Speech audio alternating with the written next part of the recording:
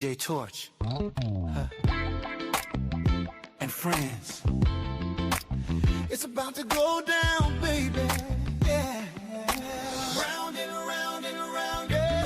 When love goes around, it comes around, it comes around. Can't stop it. When love goes around, it comes around. Here it goes. Yeah. DJ Torch.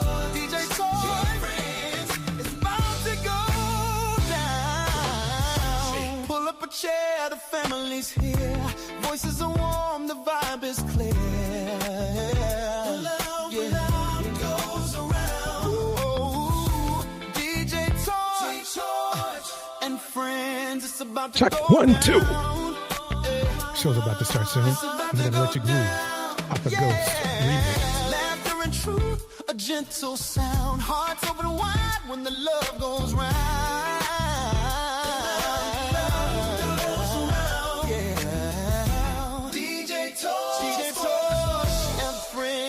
About to go down. About to go down.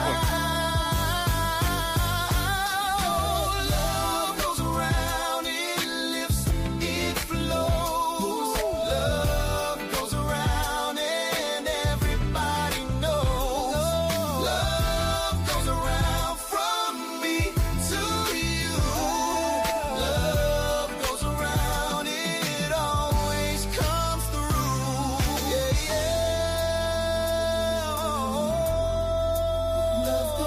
We're gonna have a great show tonight. Get your popcorn,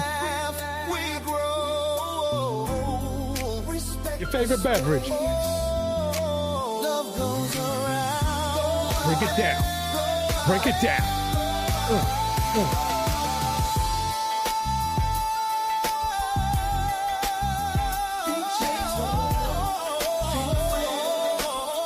Man, that is one heck of a run.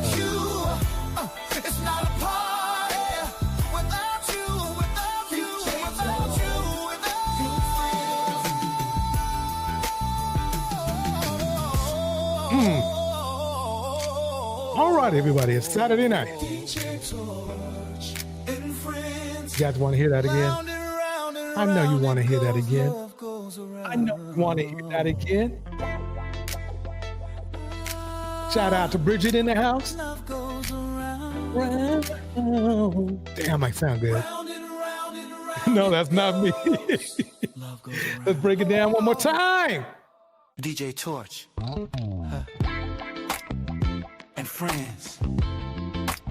It's about to go down, baby. About to go down. Round and around and around, yeah. When love Ghost in the house. comes around, it comes around. Can't stop it. When love Bridget's in the house. it comes around. Here it goes. Yeah. DJ Torch, DJ Torch, friends. It's about to go. It's about to go down. Pull up a chair, the family's here. Voices are warm, the vibe is clear. Love, love goes around. Ooh, DJ Torch and friends. It's about to go down. It's about to go down. Yeah. Laughter and truth, a gentle sound. Hearts open wide when the love goes round.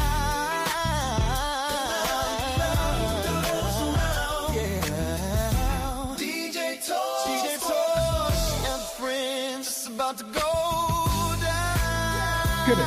Go, go, go, go, go.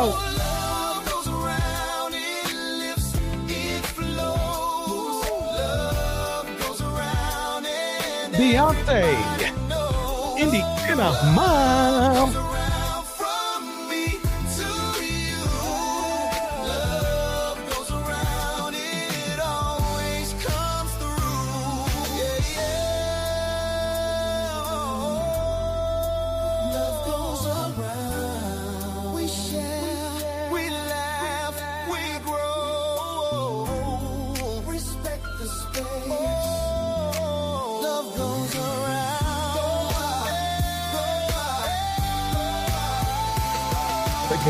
Break it down. Jackie Gaines is in the house.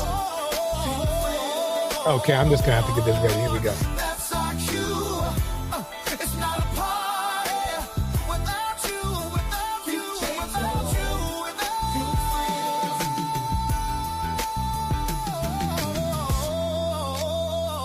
you. Man, that's jam. DJ Torch and friends, round and round it goes, love goes around. Everybody, don't forget to hit that chat. Okay, I feel like playing it one more time, but I got to get to the show. Man, it goes. DJ Torch on the 1 and 2 for you, right here on a Saturday night. We're about to get down tonight. We're about to do things tonight. We're about to. Let me calm down. Let me calm down a little bit. Okay. Welcome to Conspicuous Consumption tonight on this Saturday night. We need to go over this real quick, and I'll tell you why. We need to go over this because we as a community, we are spending way too much money that we do not have. Shout out Tevin in the house. Money we do not have. Not all of us, because some of us have a budget, but some of us do not. And we got to work on that. Everybody, you got to give Ghost a shout out for that jam. She made it into something. I swear it is something. I would be knocking to that on the radio. That's radio ready right there. That's all I can say. Anyway, let me get right into it. Right now, this gentleman, his title is Smart Money Bro. I love it already. He's going to break it down to us. He's going to educate us on how to manage money and more. Don't worry, we got a lot of stuff coming up. We got Red Pill. We got Brian McKnight. We got everything going down tonight. Here we go right now. Just because you can afford a payment doesn't mean that you can really afford the item. Guys, I heard something interesting recently, and I want to share it with you. And you let me know what you think about it. It's the difference between poor people, middle class people, and rich people, and what they do with their money. Yes. For poor people, there usually isn't much money, and so their expenses typically consume all of their money. So poor people tend to use money to simply pay bills, and if they get extra money, they use it on things to feel better and look better. Now, the middle class tends to have more money, so they tend to spend more money on financing bigger and nicer liabilities, like car payments or their use of credit cards. So middle class people tend to use money to finance bigger, nicer things that's going to help them look better. Now, wealthy people, they also have more income. But instead of financing nicer and nicer liabilities, wealthy or rich people tend to buy assets with their money, like real estate or stocks. So wealthy people, they don't use money to look nicer and nicer through things, but instead, they use their money to make more money so that they can buy more assets. More money. To make more money in order to buy more assets, and the cycle continues. And so wealthy people end up spending and focusing very little time or energy on looking good. Now, guys, we live in a society that revolves around social media. And so many people are trying to play status games. And I think it's these status games that unfortunately keeps poor people and people in the middle class broke. Now, on this video, I'm going to give you 5 ways that can explain why people go broke trying to look rich. And I want to show you how a lot of people are simply just faking their wealth, because the real faking the funk. Let's keep it going. Here we go. End goal is to always be richer than you look. So let's talk about it. Now, the first reason a person might go broke trying to look rich is that a lot of people simply want to look more successful than they really are. We live in a society, guys, that's cloud chasing. You know what's up. Very, very materialistic. Yeah. And what you can buy is somehow seen as a status symbol, right? So what you can afford is cool, but what you can make people think you can afford is even cooler. So looking rich becomes just as much of a status symbol as actually having some wealth. So a lot of people do whatever it takes to look the part and look like they can afford a whole lot of stuff. And they believe that raises their status. And so wanting to look wealthy becomes the priority over actually being wealthy, right? So we live kind of like in an illusion. And so basically he is dropping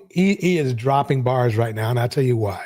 Basically, is it true or not true that literally hip hop was built on faking the funk? Basically, artists looking rich, basically artists looking lavish, basically artists looking, conspicuous. Basically, and the problem is that I understand it is their job. It is their job to look per se rich. But the problem is it kind of gets into the community, and now people in the community want them to look that way. And they're spending more money than they really honestly have. Here we go. Project that same illusion, and we call it real, and we begin to think it's real, but it's really just fooling ourselves into believing that looking wealthy makes us something that we think others will like more and put us on some pedestal because we look a certain way, right? Now let's go to number two. Number two is this. In our society, guys, pretending to have more money than you really have, it tends to make people feel better about themselves. And it's oftentimes this need to feel better about ourselves that causes people to spend money that they really don't have, borrow money that they really can't afford to borrow on liabilities and other status symbols, right? Gucci or some type of name brand or some type of car or whatever it may be, all in an effort to feel better. Because a lot of people, they will spend every dime to look good, when really it should be a situation where you're spending money you just have in your back pocket just because, a low percentage of your income that, if you lost the money or gave it away, then you wouldn't even know it was gone. That's the kind of money to be spending. But let's break it down even more. Here we go. Many people attach feelings to stuff. And what happens, guys, is when you tie your feelings into the stuff that you have or the stuff that you feel like you need, and this whole need to consume and consume in order to feel good, you're going to be buying things just to make you feel better. And when you do that, guys, you're fully immersed in emotional spending. You buy to emotional spending. Come on. Spend your money tonight. That's what they're saying. That's what it means. You don't want to do that. You don't want to spend all your money. It's like this. At least in my opinion, when you spend money, spend it logically. Make sure everything is cool, all bills are paid, and then see what you got left. Then think about getting yourself a little something. Only then, though, after that next check is rolling in fat. To feel better. And when you get in the habit of buying to feel better, you tend to overspend on stuff that you probably shouldn't be buying or financing in the first place. This deep-seated need to feel better causes many people, guys, to go broke trying to feel better about themselves. Guys. That is bars and a half right there. Shout out to Janice in the house, Jackie Gaines on the threes and fours.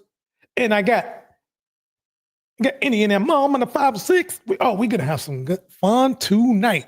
Anyway, I'm going to pause that right there, but you got to check this man out. Smart Money Bro is dropped. This is where everybody needs to go. Before you start getting mad at, women or women getting mad at men, get mad at your money first. Is your money right? Fix your money first. That's all I'm going to say. Fix your money first. But without further ado, let's break it down further. Here we go. You're broken, you don't even know it. Yeah. You got cash, you don't own a home. You don't own your music. You don't own your catalog. Every song you made is owned by someone else. You don't have investments, you don't have land. You're broken, you don't even know it. I mean, it's funny that they say that after they lose all their money, but that's how it breaks down. That's how it goes down. So let's just get down. Here we go. You have no ownership of anything. I'm saying all of the musicians are broke. This is not rich. Ain't no money in the All music. the musicians are broke. And he forgot to say, and that means me too. Musicians don't make a lot of money. I thought that everybody had money except me. A lot of artists aren't getting paid. You know, the record labels want you to believe that these guys are rich. We are. Did I tell you? Did I tell you that? The record labels want you to believe that these guys are rich. And the reason why they do that is because they want you to spend money. And believe it or not, the hip hop industry has been one of the number one promoters of spending in the United States. The number one. They force black people to expel their money faster than any other culture in the United States. Hey, I love hip hop music. I really do. But you have to understand that it's also designed to empty your pockets. And it's funny that the purveyors of that, their pockets get empties too. Here is the super duper group, super famous group, TLC. They had money except me. A lot of artists aren't getting paid. You know, the record labels want you to believe that these guys are rich. We are broke as broke can be. The music. Broke as broke can be.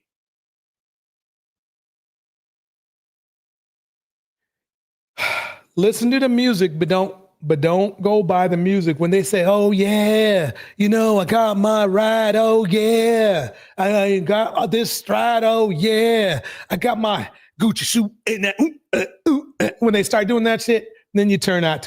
Just listen to the beat.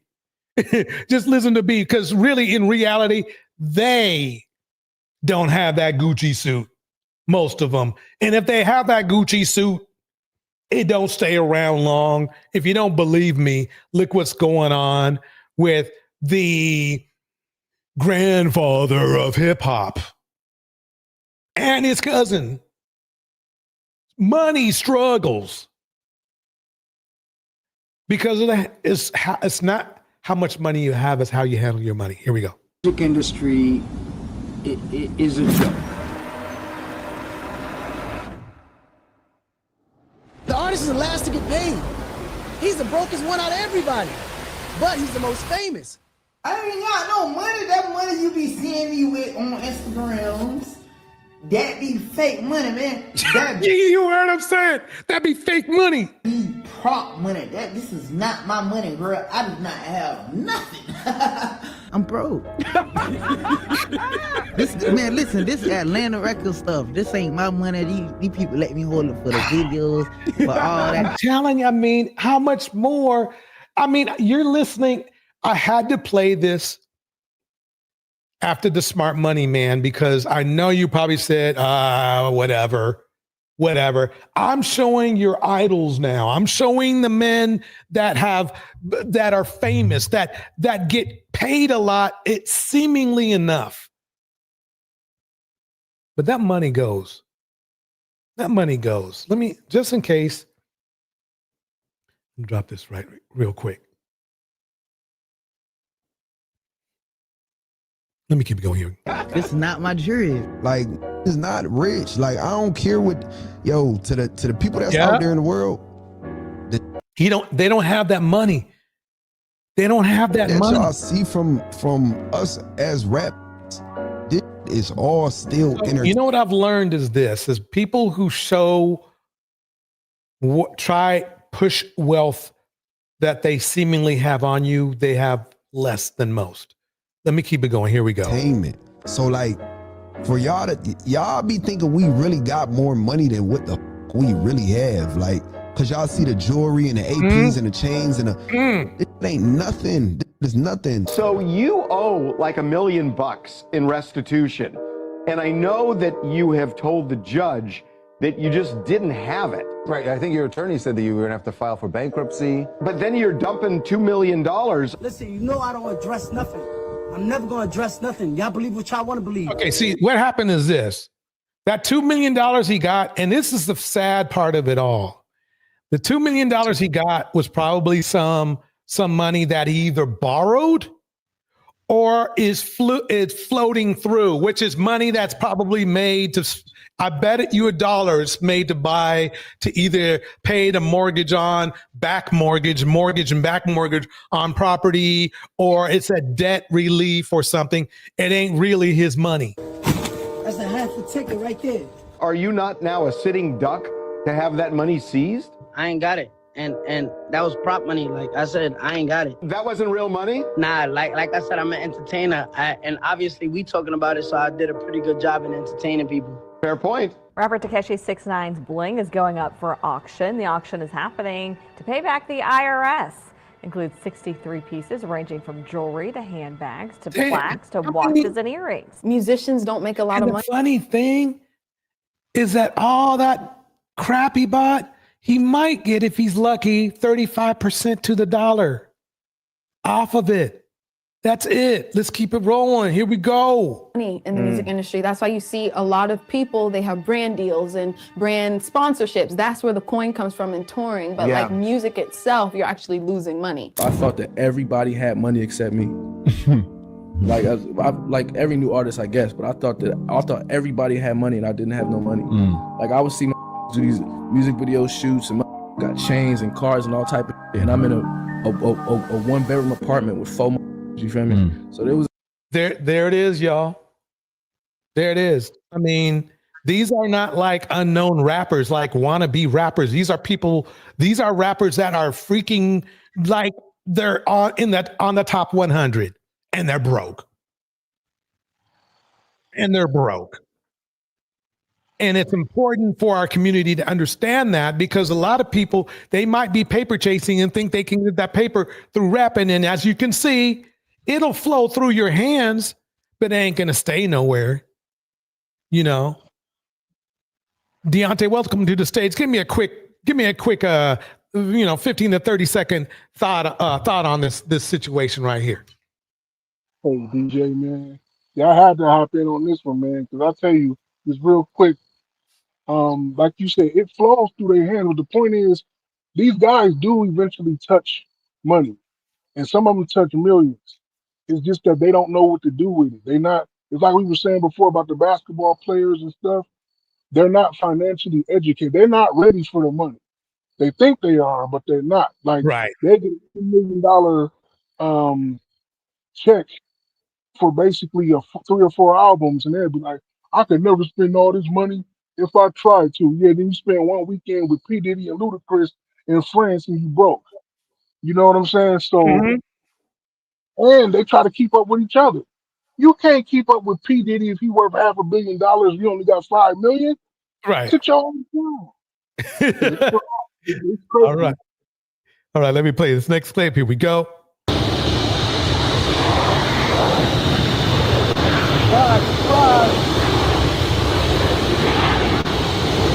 I'm in on his job. Look at that.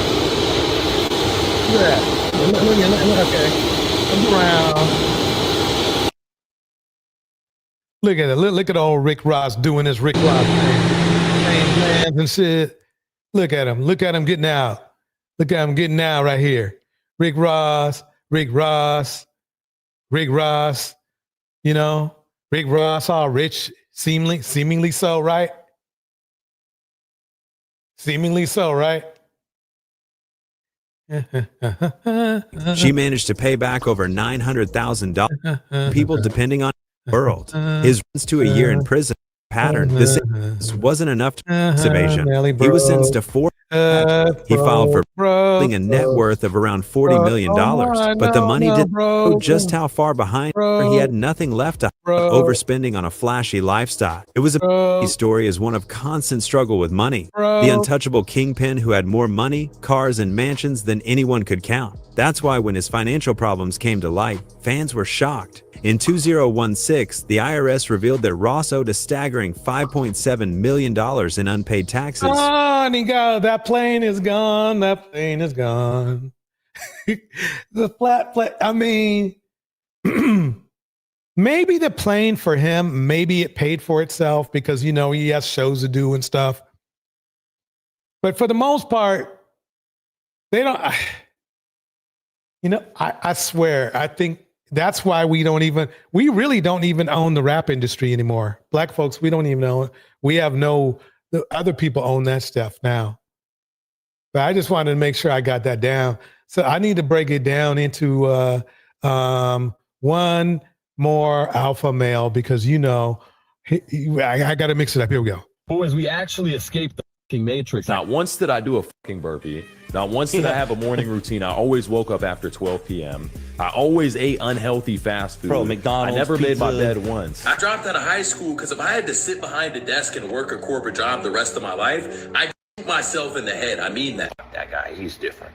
Hi, boss. What the fuck? Vincent Fisher has gotten even more cringe, obnoxious, and delusional since the last time I talked about him a couple months ago. Alpha males keep getting goofier and goofier. Whoever it is you want to be. And that's the one thing is that a lot of men, if you have to keep calling yourself alpha male, or if you have to name your channel alpha male something, or if you have to keep reminding people that you're alpha male, more than likely you're not the idea of an alpha male. But it even goes deeper than that. Maybe alpha males aren't even alpha males. Maybe they're just not. You just act like that person, whether people are watching or not. And eventually, it's going to become you. I acted like a millionaire long enough, and I became one. My girl gets a sugar daddy. Notice what he said. I acted like a millionaire long enough, and I became one.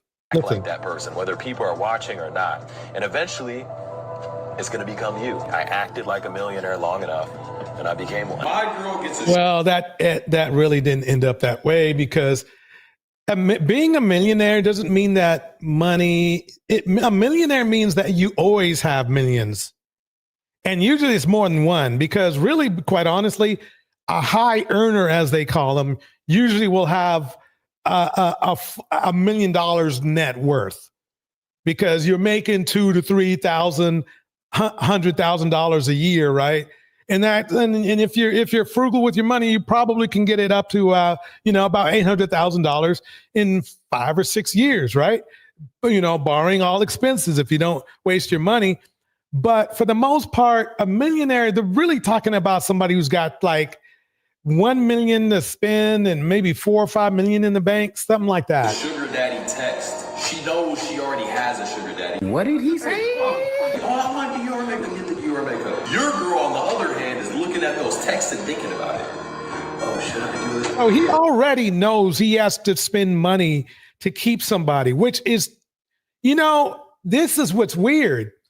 He's not an ugly guy. I'm not sure about his Jerry curl. That's what it is, by the way. It's a Jerry curl. Nothing wrong with it. It's kind of like 80s, isn't it?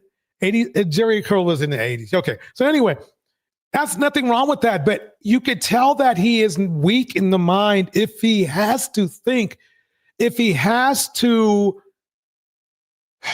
floss, that he's spending money on a woman to keep her. A lot of money. Nothing wrong with taking care of your woman, but you could tell it's the first thing that came out of his mouth.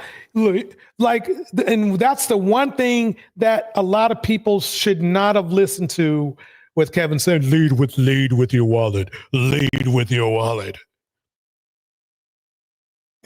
He had to. And it's funny because, believe it or not, if you watch what people do, you watch what men do, you can tell how weak or strong they are. If they're leading with their wallet, it's because they're trying to hide something. If they're taking steroids to grow their muscles, they're hiding something. They're hiding a weak part of their mind. Maybe there's 2 parts of their mind that's weak. Maybe it's the whole mind that's weak. The bottom line is weak. It's weak. Let's bring some more of this, dude. Here we go. And I honestly wasn't even going to make another video on Vincent. I kind of thought I said everything there was to say about him already. But then I saw this clip of him talking like a supervillain. 99% of people are failing at life. If you just understand that simple fact, that means that 99% of opinions are invalid because those opinions lead to those people being failures at life. And I realized Vincent bought into his own hype and all the lies that he's been telling. Like he drank his own Kool-Aid. He actually believes the shit that he says now. And the worst part is a lot of other people are starting to believe it too, which is terrible for a generation of young men. And he is not the only one. This is what the generation of the manosphere has to offer is fakeness. Fakeness and anger is what they offer. Because when you think about it, what are they doing the most? They're not like the money man, like the money magic man I played at the beginning of this live stream, where he's logically telling you how to get money, get assets, so on and so. Well, no, you got to watch the rest of his show to see that. But you saw my beginning. He was telling you how to be for real with the money. These guys over in the manosphere, they faking the funk, bruh. Ladies, they are faking the funk. If you hear the word come out of their mouth that has anything to do with submission, they ain't got no money. They don't have anything. They ain't got no money. None. They ain't got no money. Let me play a little bit more. I'm gonna let Deontay get some, and then we're gonna move forward. Here we go. Vincent says shit like this. If you're a young adult, the stupidest thing you could do is put all your effort and energy into a high school sport. And his plan from day one to fake it until he make it actually work. Because he is making money now by flexing this super. And by the way, hey, it did work for him for a little while. It did work for him. You're gonna hear that later on. It also worked for Kevin. Look, I will give props to the fake it till you make it plan. The problem is, at the end of the day, the money goes. A rich, extravagant lifestyle to convince his followers that he's super successful and has a ton of money. And if they buy his programs and coaching, about selling programs and coaching to other people that are going to buy programs and coaching, they can get rich just like him. Stop me when it starts to sound like a pyramid scheme. It's a pyramid scheme. It's not a pyramid scheme. It's a reverse funnel system. Turn it upside down. Oh, man. Deontay, go ahead and get yours in, man. I don't care if he's Jordan Balfour, the dude that was on Wolf of Wall Street. Whenever a rich person starts to show you his money and his lifestyle and says you can live like this too if you dial 1-800 or go to my website, things happen. Real rich people do not put together seminars on how to get rich and then sell them to people like a dollar menu. If you want to hear a rich person talk about how they got money and how they got rich, usually the minimum requirements is that they'll be at a financial emporium somewhere like in New York, Miami, Vegas, something like that. And most of the people that are invited there, you don't just pay to go, you invited there. So you got to be in high circles anyway. But that's not how that works. And then another thing is with these guys, and this is the biggest thing, I said it earlier in the chat, and this is going to be the theme all night whenever I speak, is we don't know what to do with money. And I don't just mean black people, I mean just broke people, period. Like, right. The worst, so true. Well, just specifically us black people, because rich black people do it. They'll go out and they'll buy a house. Like a guy will sign a check with Universal Studios for $5 million, right? He will go, when I'm thinking about the taxes he got to pay, which is about half of that, he will go and buy a $2 million house and write a check for it. So $2 million of your money is gone. And he thinks that it's stupid to get a loan for the house. But it's like, if you get a loan for a $2 million house, now you still got that whole $2 million in your pocket to be able to put into other investments that'll make money for you. And you're paying off all the time. And the money that you making off your investments that you didn't spend in cash on the house, you're going to end up using that to pay off your loan. A lot like the richer people get, the less they actually spend their own money. Right. You know, they were talking about LeBron, not LeBron, Beyonce and Jay-Z was broke a few months ago because they went out and got a $50 million loan for their mansion. And the people who were saying they was broke ass niggas who don't know shit. I'm like, okay, man. But I understand though, DJ, why educate yourself on money when in real life, most likely, most people never have it like that. You Right. know? So anyway,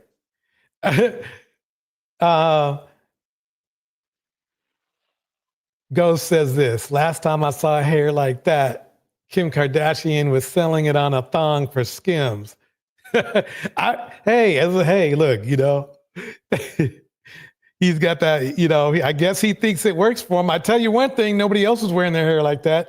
So I guess you can say that, he has his own thing, So let me break it down like this. We're going straight into this situation with Brian McKnight. I'm going to bring up some clips. We had a Brian McKnight live stream a while ago, and I thought we were done with him. I really did. But, some people, they just got to find out. So we're going to go over Brian real quick. And a lot of people, you're going to be shocked on a couple things that I'm going to be saying here about Brian McKnight. But it's funny and weird to see that they saw how effed up he was to his old family, right? And these people are still cheering for this dude. That's the funny thing. But let's go into it right now. Here, first we'll play this.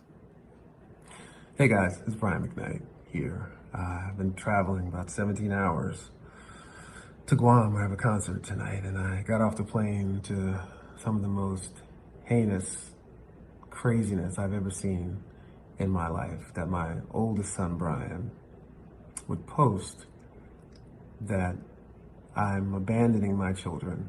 And the reason why, I suppose, is because I have a new family. And I guess this stems from a post that I made the other day about my son, Jack, who I'm very proud of, which isn't to say I'm not and haven't been proud of my other children, but I was proud of this one for the things that he did that day. We'll get back to that in a second. Anyone who knows me knows over the last 20 years, 30 years now, as a matter of fact, that I've been there for my children every step of the way. Until recently, and let's be clear, my two sons are 30 and 27. Not 12, not 13, but 30 and 27. Now my daughter's about to turn 18. That's another story I'll get to in a second. I've never missed a day of child support. I've never done anything adverse to my children whatsoever. I've always been there. I've always been there with advice, whether they took it or not. I've always been the sounding board, and I've always been the one that tried to help them achieve. Now, do you have to have child support? Is that like mandatory, or is it like you just can't, if the person agrees that you break up with, or I assume he's married, what, was he married or whatever, but let's not worry about that. The fact of the matter is child support is forced payment. Child support means that somebody had to force you to pay. The courts had to force you to pay. You didn't want to do it on your own, or you didn't agree to the amount that you had to do your own. So I don't know why he's using that as a flex, but let's keep it going. Here we go. Whatever dreams they were wanting to reach out for. I guess one of my only faults is that I gave my children everything that I didn't have in the hopes that they would appreciate it, because I know how much I would have appreciated it when I was there. Apparently, according to his kids, that's not true that he gave everything that he could have, because basically they're not that happy with dad. None of his older kids. Let's keep the fact that he called them, what was it? Demons or evil or something like that. That's not a good start. And the funny thing is he made it all public. That's where you know there's something wrong, is when a man is so evil, he makes his personal life, which is not a flex, public. You really don't care about your kids if you're talking smack about your kids, online, especially as a celebrity. That just, to me, shows a low value character. I would tell you as parents out there, entitling your children is probably one of the worst things you can do, and I know I am guilty of that. For whatever reasons, I'm guilty of that. Tough love is a tough thing as a parent to try to institute to your children because you want to help them as much as you can, and I did as much as I possibly could. When I stopped doing that for them, BJ was 25 and Nico was 22. And it wasn't like I completely cut them off at that point. That happened much later. But I've been there when I put Let them me out. pause right there.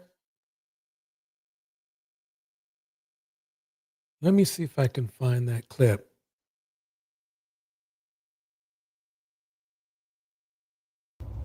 So lastly this week, I want to big up my man right here. See, he gets it. In order to live a life that you love, you have to get rid of the evil and the negativity, even if that evil and negativity is related. We want everyone to live a life that you love. Our hashtag, that's what it means. Hashtag I love our. He's literally calling his kids evil. Why do I bring this up? Let's listen to the rest of this. Life. But in order to do that, you have to get rid of all that evil and negativity. There's so many angry. Remember now, those are his kids. I wonder where if they are evil and negative, where did they get it from? Ding, ding, ding. And upset and negative people out there. We want to use our platform as a place of positivity, a positivity platform. But remember now, he's talking shit about his kids all the time, but he says he wants to keep a platform of positivity. I think that's kind of weird. I don't know about you. Here we go. Hopefully, I mean, who knows? Next week, maybe I'll only respond to positive comments. But we'll see. Wait, let me go back. Get out of that. Yeah, he sounds like a nice guy, doesn't he? And let's bring it up to speed now.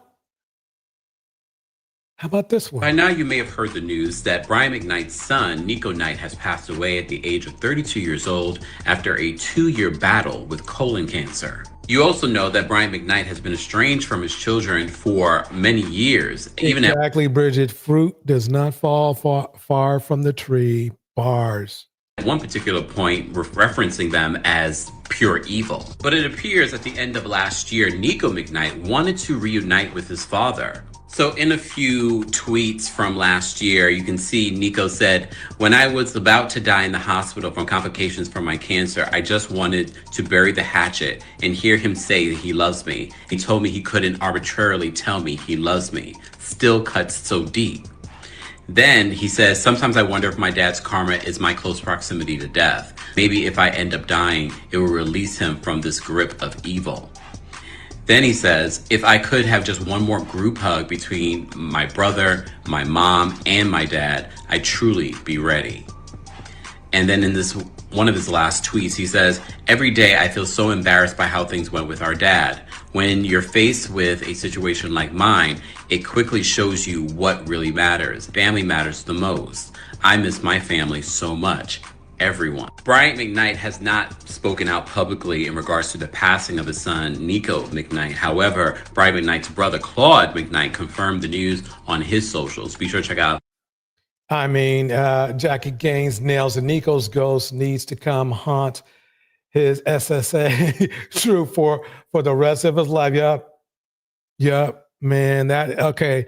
So basically the thing is this. Then this happens. But yes, I am honored to have you, Miss McKnight, and so are the winos, because you know this is your at the request of my.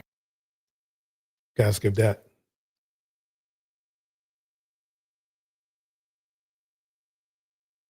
Let's go straight to this celebration. Brian McKnight, are you okay? It seems that Brian McKnight is prematurely celebrating a default judgment, an 8.8 default judgment against his ex-wife, Julie McKnight. So Brian McKnight posted this very creepy video celebrating an $8.8 million judgment that has not been granted yet. TMZ got their hands on the court docs, and they're confirming that there is no default judgment yet. Brian McKnight has asked the court for a default judgment in this defamation lawsuit against Julie McKnight, his ex-wife, where in her new book, Mama Bear, she alleges that he abused her. And sidebar, he posted... I mean, and here's the funny thing, is that There's a 50-50 chance already. A 50-50 chance already without any proof. Statistically, there's a 50-50 chance that what she's saying is correct.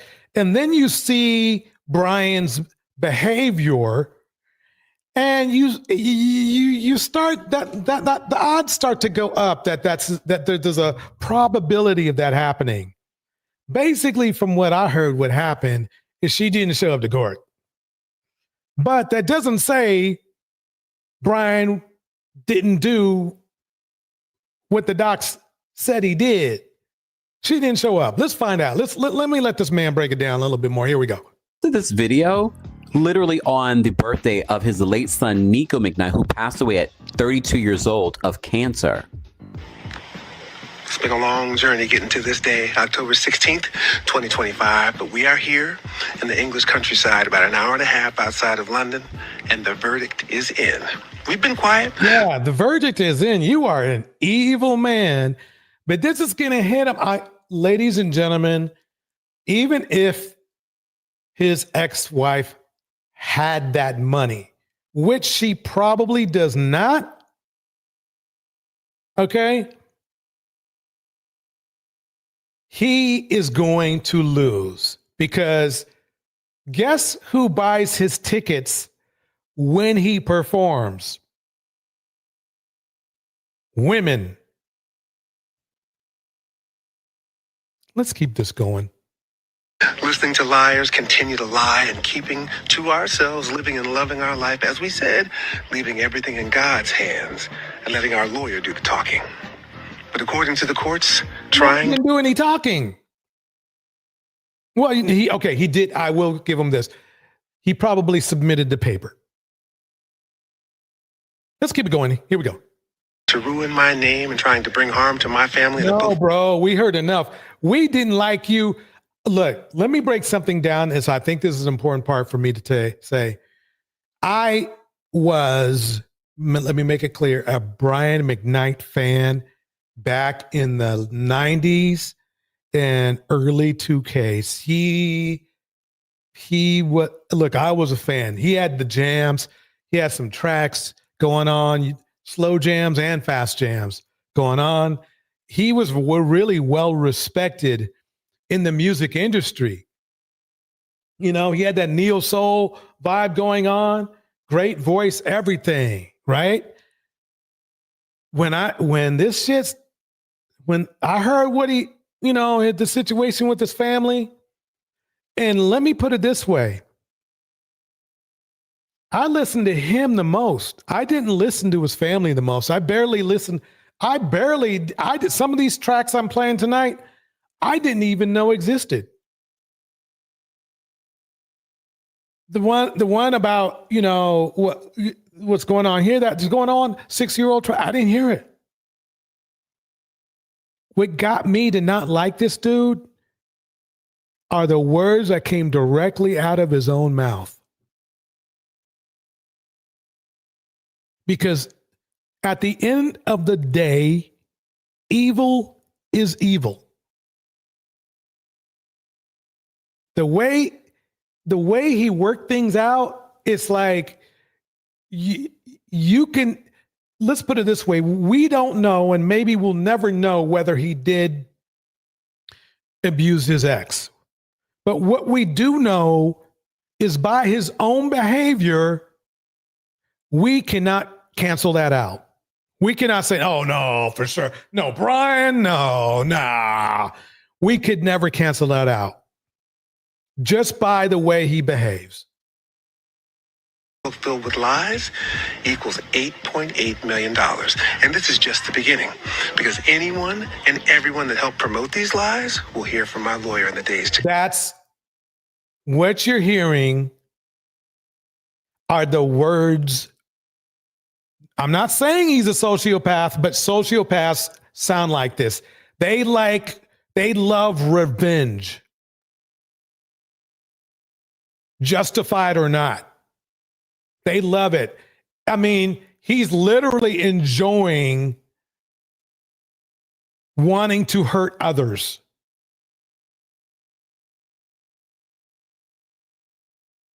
He has no empathy, in my opinion, whatsoever. And what's going to happen is, regardless, even if he exonerates himself from the Hands and Feet Club, people they're going to stop buying his tickets. If he came to my town, I'm not buying his ticket. I'll go ahead and see somebody unknown first before I go see him. Because I'm not giving a dime to somebody who acts like this. It's sad to see people spend money on Mr. Breezy, the Breezy Beat Him Down Bowl. It's hard enough for me to see people spend money on him. Brian, it's easy. At least Breezy can dance or something else.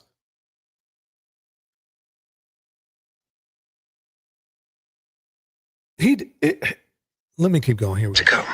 No weapon formed against us shall prosper. That from my voicemail is the voice of a liar. So basically the thing is this. Most people who are sane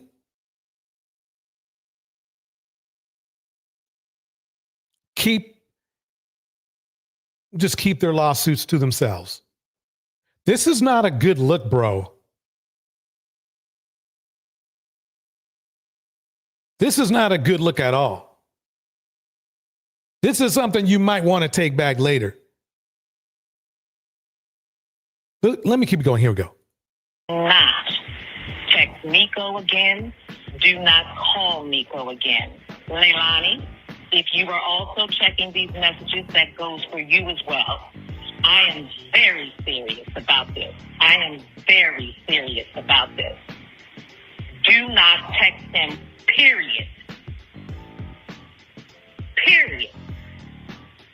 Please understand. What lies was Brian McKnight talking about? And look at him enjoying, celebrating. This there's something wrong with dude.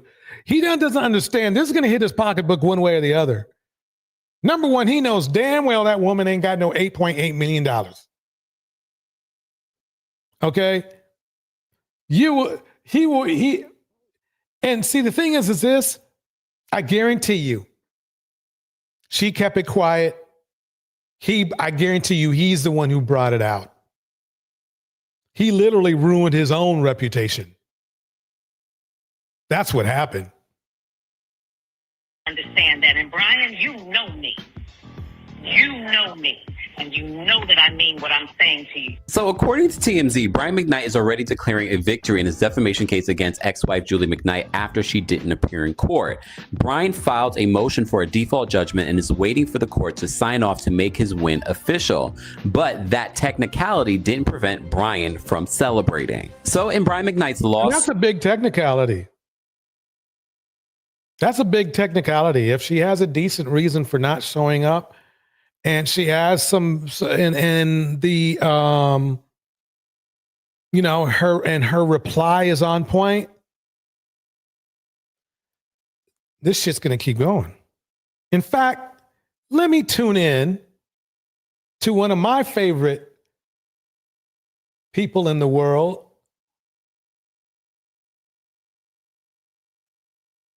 Where is it at? Where is it at?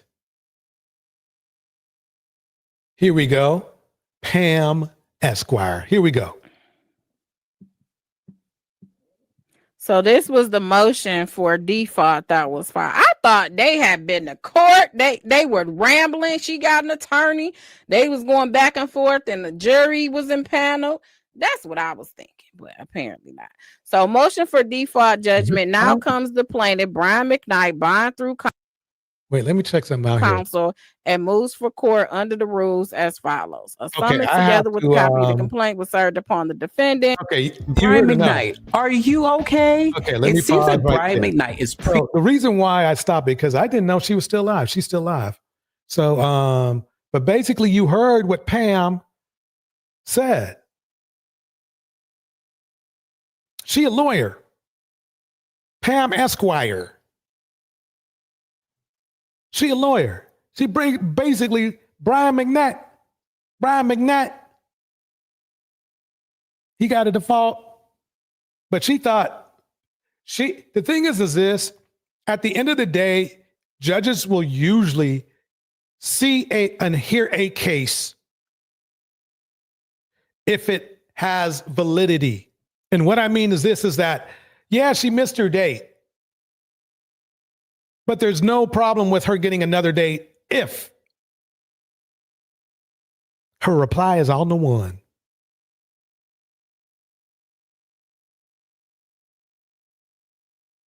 All she has to do is prove a couple incidents where he did hands and feet. That should be pretty easy. And he obviously mental abuse is on the table too.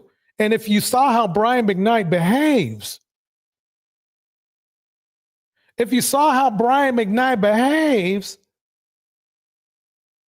you could tell she got a shot. She got a real good shot. That's why Kempire was saying prematurely celebrating, because what happens, the date passed, right? The date passed, and he's requesting a default judgment. The judge never said, oh yeah, this is toast. He never said that. He never said that. But to me,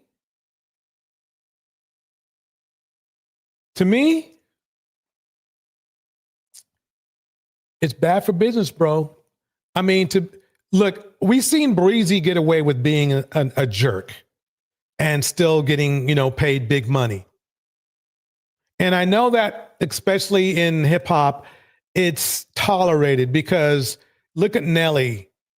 He's still making a little bit of skrill himself. But Brian, he depends more on women than probably the other two do. Even though Breezy brings in him, but basically, so we're gonna see how it already happened before, that he wasn't getting that many concerts. Brian wasn't. We'll see what happens. Let me go ahead.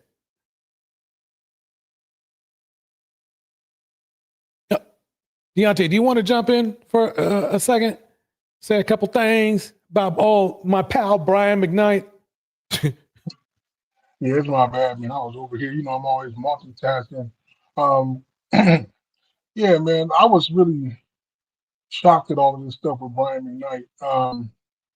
I was a big fan of his, and like most people, you still enjoy their music. You know what I'm saying? Yeah, yeah. That thought is always in your mind when you're listening to it, though. I think that's a real different kind of subject, though, with these celebrities and their children. Because I'm not blaming the kids, like per se, like they got everything wrong with it because they're the children. But it's like, I don't know, man. Like I saw what happened with 50 Cent and his son, and I think 50's at fault for that. And even though his son took the side of them, because long story short, 50 was paying this woman $500,000 a year, his baby mom. And when he signed this huge deal with the vitamin water, she wanted more money. And he said, "Well, this is what I'm gonna do. I'm gonna take you to court." He put himself on child support, and the state of New York said he only had to pay her $7,500 a month, which is nowhere near $1,000 a year. And so she really felt bad, and it was a vindictive movie made. But then, the son started to talk crazy about his dad, and I mean, you see Boosie's son, T.I.'s son. It's almost like they get this entitlement. They don't feel appreciated. Like they feel like they've done something besides being just born to this person, that they owe you something outside of what they've done for you. You know, which that's another story. But Brian McKnight, Here's though, a big question, though. Here's a big question. Where did they get that feeling from? well, of course, they get it from them because we see that's what it's like a catch-22 because these guys treat their own children the way that they treat somebody that's coming out the woodwork. But at the Right. same time, you raised them like that, though. You know what McKnight said? He said that he did everything he could do. He probably spoiled the shit out of them kids when they was young, into their teens, and once they start hitting them mid-20s and early 30s, and he feel like, okay, y'all old enough, I'm gonna break y'all off with some cash, and y'all got to go make it happen. You know, like Jay-Z's kids ain't gonna never have this problem because their dad is worth billions. He always gonna have money for him. Michael Jordan's kids always gonna have money for him. But when you somebody who you literally gotta work to maintain a lifestyle to the day you die. I mean, I just saw an interview. Jeffrey Osborne still on tour. He's like 70-something years old. You know, like yeah. So and it's not because he's dead broke. It's just because he created a lifestyle for himself that he knows he can't keep up if he just lives off of what he got. He got to keep touring, and the public perceives all these people as being super, super rich, and they're not. Like 90% of these people, yeah, they're in that top 5% earners in America, but they're not in that top 1%. You know, but McKnight, man, I was down with him when he made that pussy song back like 10 years ago. He was trying to keep up with the young kids. I'm like, Brian McKnight, this ain't even you, man. Like, you doing whatever you can do to stay relevant. Well, let's break into one of our other favorite people. You know, the ones we love right here. Suge Knight or liking Tony Hawk? Who Tony Hawk? A white skateboarder. He's a good guy. Suge Knight has done some deplorable things. Exactly. He's still a black man who's been through the struggle. So you're saying it's more cool to like Tony Hawk versus like Suge Knight? Yes. You don't think that's a little... Put the race first. When they're demons... Wait a minute, what did he say? Put the race first. So basically, he'd rather choose to support Suge Knight than Tony Hawk. Because Suge Knight, and he said Suge Knight has done some deplorable things, right? Which it probably includes, you know, deletion and that kind of stuff, right? And Tony Hawk hasn't done anything like that. In fact, he's just been like a regular guy, really. But because Tony Hawk is not black, Umar wants you to support you know who. Yeah, but see, you can now if he's talking about supporting a black person versus a white person, that's one thing. But the dude was just giving him an example. Like you talking about supporting Tony Sharp. You ever talking about supporting Suge people. Like this is the same guy who beat the shit out of Easy E to get him to sign over to Death Row. Right. So this is the guy who and Umar probably don't care about this, but this is the guy who beat up Vanilla Ice and held him upside down off of a balcony of a hotel room to get him to sign with Death Row. Like this dude is not a really good person, and I would never want to do business with fucking Suge Knight because, I mean, right. And that scares me that he said, and that's what scares me with what Umar said. Let's play this over again because I think we need to let it sink in. Here we go. Suge Knight or liking Tony Hawk? Who Tony Hawk? A white skateboarder. He's a good guy. Suge Knight has done some deplorable things. Exactly. He's still a black man who's been through the struggle. So you're saying it's more cool to like Tony Hawk versus like Suge Knight? Yes. You don't think that's a... That's scary. That's scary. Umar must really hate other races of people, which is weird because his past is not, as we know, is not that great either. A little. Put the race first. When they're Yeah, I demons, think he puts himself first most of the time. I can't agree with it. What white people have done to us doesn't even begin to compare with anything we've done to them. Oh my God. That wasn't the argument. I don't think that was the argument. The argument is if you had to hang out with somebody, who would you hang out with? You see what I'm saying? Yeah, it's like, what about what we've done to each other? I just talked about some of the things Suge Knight did against his own people. You know, like Yeah. Suge Knight was one of the first black music producers, because white people was doing it well before we were. But he was one of the first black music producers who he wouldn't sign artists with money. What he would do is he would take the label Death Row and he would buy cars and houses underneath the label's name, and he would give the keys to his artists. So a young artist thinking, "Oh, I just got a brand new Hummer and a nice little mansion." Well, no, you didn't. It actually belongs to Suge Knight. Right. He'll just take it back. Yeah, instead of paying you the cash money that he owes you, he's giving you the equivalent of gifts that are actually his that he can take whenever he wants. Right. Shout out to Angela Reddick in New York, to SFTCM in the house. I mean, this, and that's what gets me is like, when, I'm sorry, but, you know, Umar Johnson, again, from time to time, he would say something that would make sense. But the more I listen to him now, especially lately, he's really he's a dangerous person, because he's basically saying, yeah, we should have more Suge Knights in the street. Yeah. Versus some guy who's not thinking about hurting us at all. You see what I'm saying? That's the thing. Yeah, you could tell I'm not a video game player either, because Tony Hawk's his video games were so notorious. I mean, we played them when I was like in the 90s, the early 2000s. We all know, like my generation, I was born in 88. So if you were 40 years old, if you between the age of, let's say, 30 and 40 right now, you know who Tony Hawk is. You done played his video games. Come on now. He is a and just skateboard, and that's it. Nah, Tony Hawk probably don't even like black folks. That's cap, because they literally, someone said in the race war, I'm gonna have to kill Tony Hawk, I'm gonna be sad, and Tony Hawk said, I'll accept you to kill me. That's what he said. Well, how important do you think black pop culture is in forwarding / regressing the Pan-Africanism movement? I don't think it takes anything away from Pan-Africanism. Those who are serious Pan-Africanists, we're going to do the work no matter what negative. Yeah, we'll leave 3 women with kids. Way to go. I mean, what a great representative of Pan-Africanism.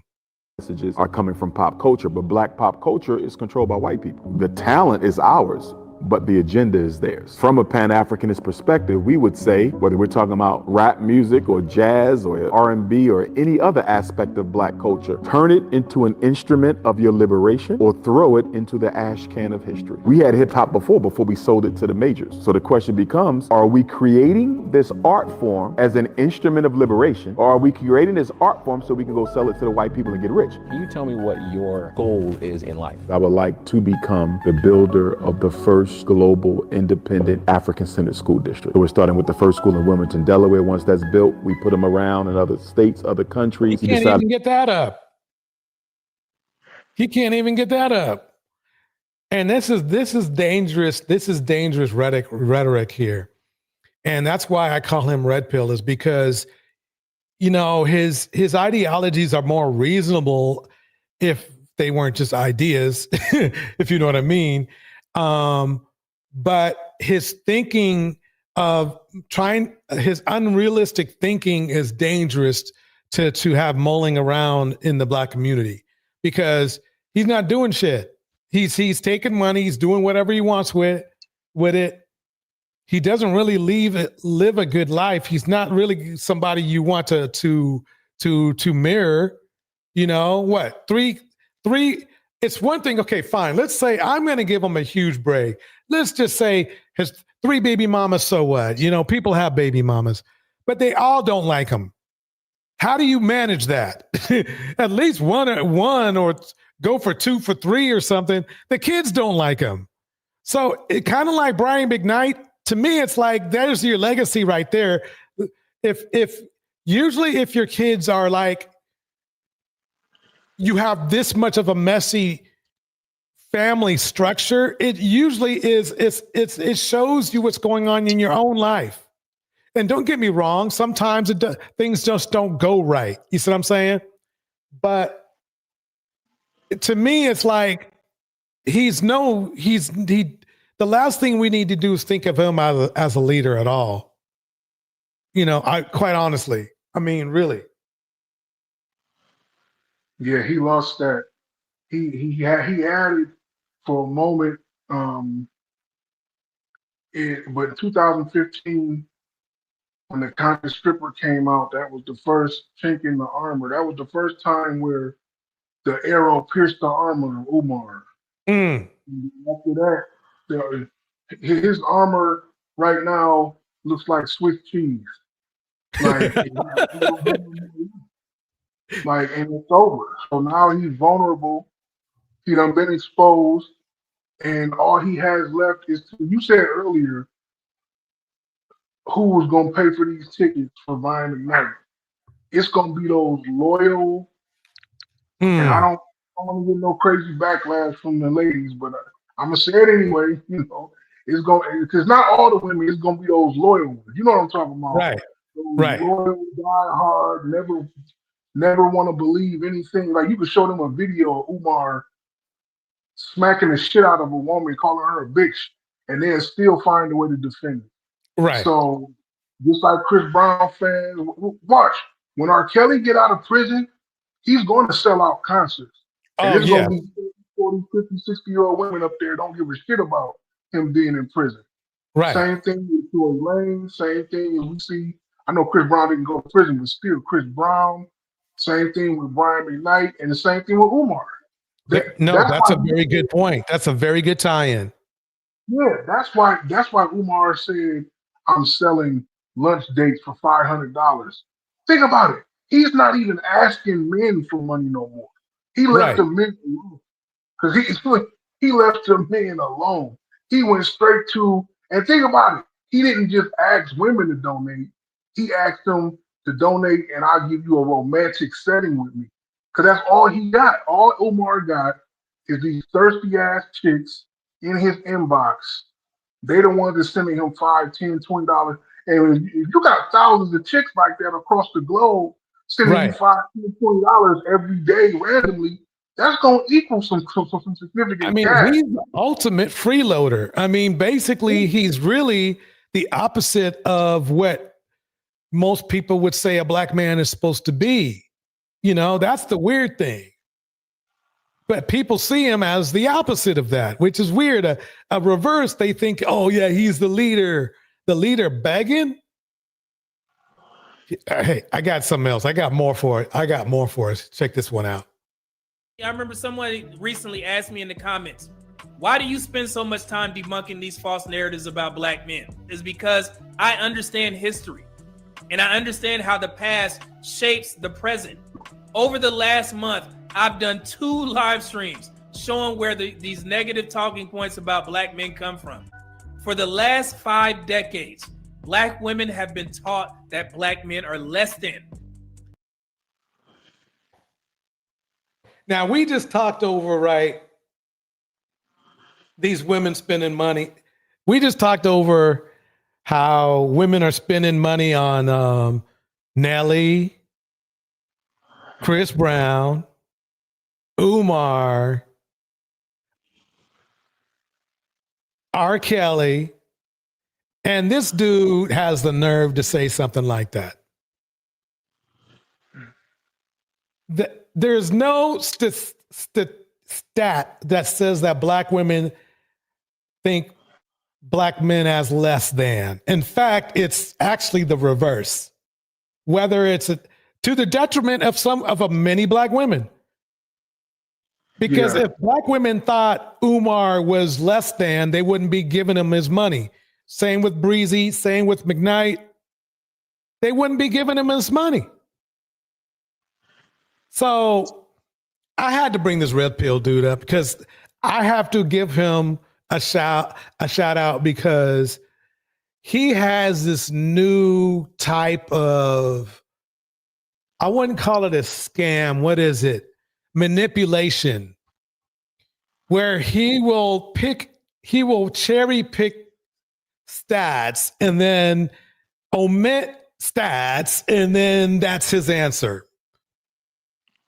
Yes, you can find black women that will say black men are less than. By all means, you can find that. But think about it like this. Who's dating out more, black men or black women? The men are. By double. So who really is thinking less than of black men or black women? Really is black, and here's the kicker. The biggest industry, and you've heard me say this before, I know I'm going to bore you, but I'm going to say it again. The biggest industry on YouTube for black men is Manosphere / Red Pill / Passport Bros / They complain about black women more than any other race of men or any other group of men ever. Yeah, I would say / drama, which is basically part of that / comedy. But you're right. I mean, outside of sports and comedy, the majority of black men who are on YouTube, because even the ones I know who are highly successful and productive men, they'll at least watch this manosphere shit, even if it's just for the entertainment, right? Right. And because entertainment part basically comedy, I mean it's funny, but I'm just saying that like when Kevin Samuels was popping, I couldn't think of. I mean, every black man I know had at least heard of him. Now, Kevin was special though because his presentation, the way he set himself up, the way he approached it, he wasn't coming in with this. He came at it in a way different angle than most people did. Black men watching Kevin Samuels,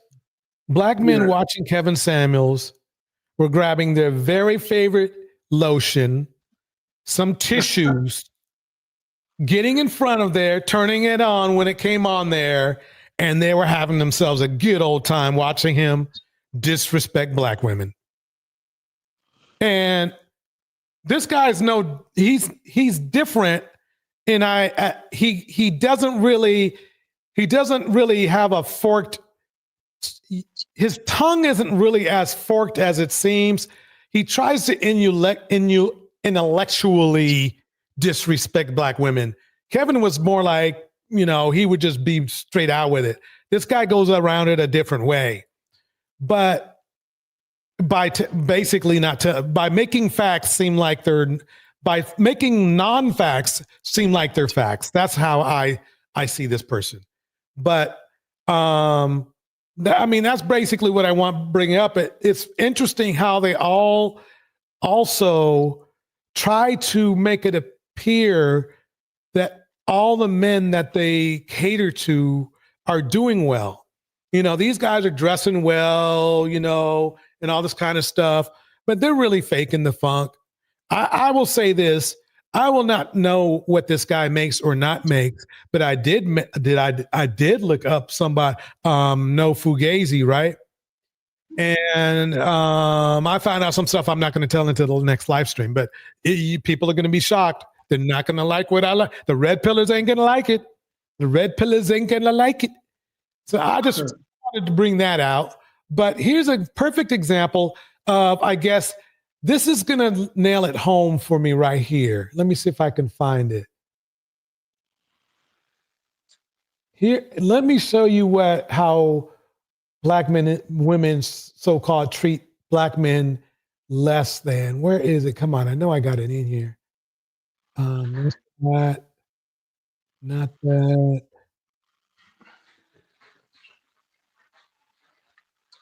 Okay, that's that. Well, I know I got it in here. Oh wait, I put them on top. Go away. Yeah, right. Just because you can, just because you can afford. No. Let me pause it for 1 minute. Keep Rick Ross's jet on there for a minute. Where did I do with that? I know it's in here. Yeah, and see that's dangerous though, dude, saying that kind of stuff, because what he's doing is he's literally manufacturing anger that black men should feel. It's like, oh yeah, these black women, they don't like us at all. They don't like us at all. Wait a minute. Y'all are one day now, double time. What's up with that? Let me see. I know it's in here.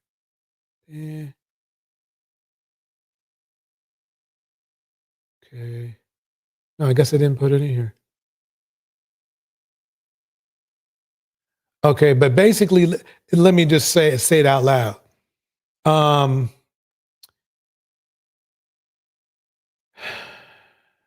know it's in here.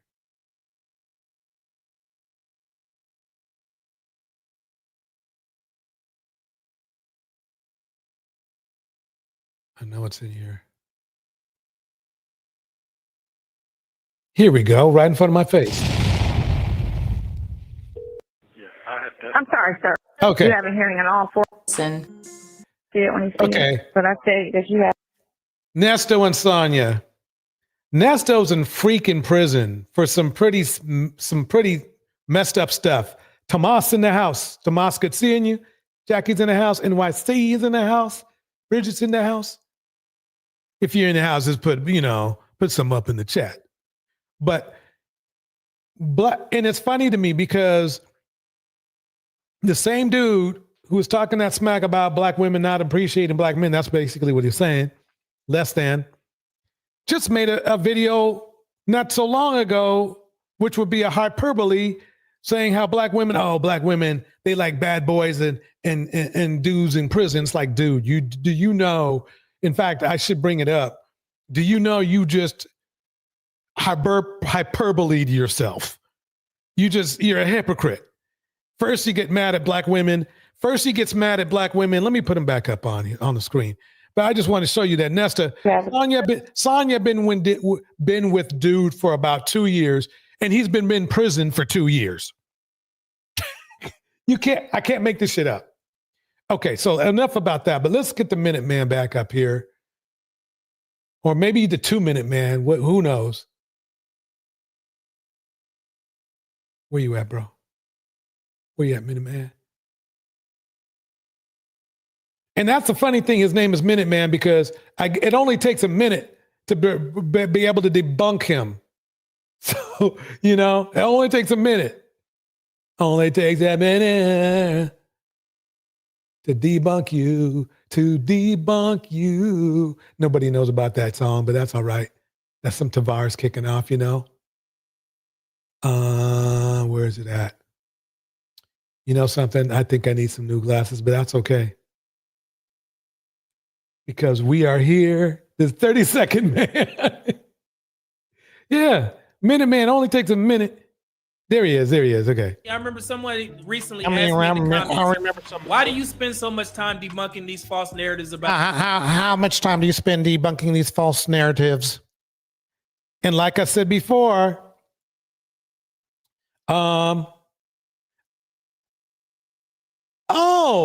it comes up real quick too. So here he is right here saying how black women think of black men less than, right? Then he over the last month. Then he makes this one right here. It's right on screen. I don't even have to play it. Saying black women are allowed this gangsta SI stuff or stuff. Wait a minute. Wait, let me see if I can find the exact one. Nah, I don't want him to ding me. No, that's good enough. Anyway, basically that's what he said. So basically he makes one about dissing women for wanting criminals. And then now he makes another live stream, which is a hyperbole of dissing women because he says they think black men less than.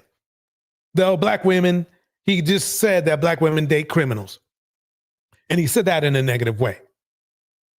Anyway, let me go on to the next one. Okay, here we go. Okay, get to your point.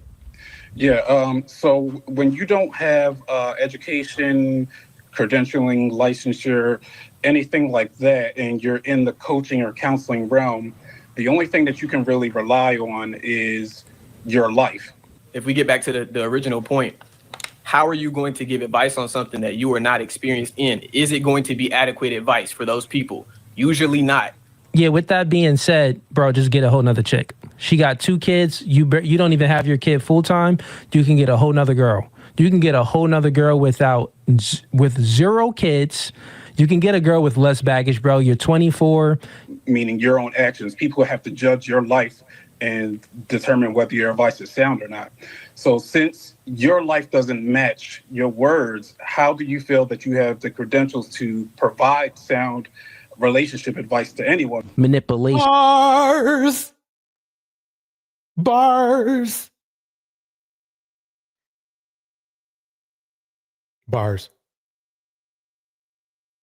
I'm glad black men are waking up, at least some. But some choose to believe to believe the fake funk. This is who they should be Megan listening Thee to. Stallion was spotted at the Mavericks-Lakers game, sitting with Klay Thompson's mother. A moment that definitely raised eyebrows. The sighting suggests things between the rap. They should be listening to Klay. They should be asking Klay for dating advice. And like the thing is Klay's not an expert at dating. But I think we can safely say that Megan is not somebody who is like easy to please or easy to make happy. She has had a hard time. But she is loving herself some Klay. She is meeting Klay's, mom. And I haven't heard her do anything. I think, quite honestly, and I know people are like, well, no, she'll get back in the mix. I think she's like, quite honestly, I think right now, and excuse the first time I'm going to be, fuck it, I want to get married. Fuck hip hop. I think she's that happy. I think she's truly that happy.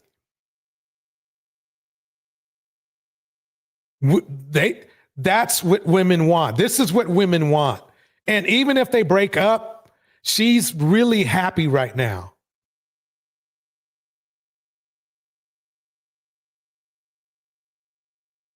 She's scaring a lot of dudes because she went from WAP to wifey Megan. Basically cooking him meals all the time. Doesn't have to. She can hire a chef for him if she wanted to. She is loving on dude. So that modern woman theory bullshit, this is messing that all up. This is messing up the red pill more than anything. And I love them both. I love them both for it. I really do. I really do. If they do break up, I hope it's a smooth breakup. But this is the worst thing that ever happened to Red Pill right here. Because you can tell Klay is not Red Pill. He's too nice to her.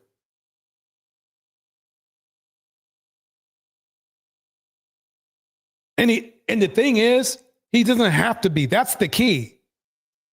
He doesn't have to be nice to her.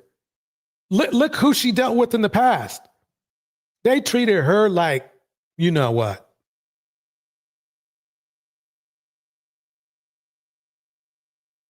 This is the nemesis right here for Red Pill. This is true black love right here. This is what the theory was back in the day. The irony is he's really not, quite honestly, I'll be honest with you, he really has tendencies that are not 100% black. He's definitely not what you call a normal black culture guy. But I'm going to take credit for him anyway, because I love the way he's behaving. I like his behavior. I love it.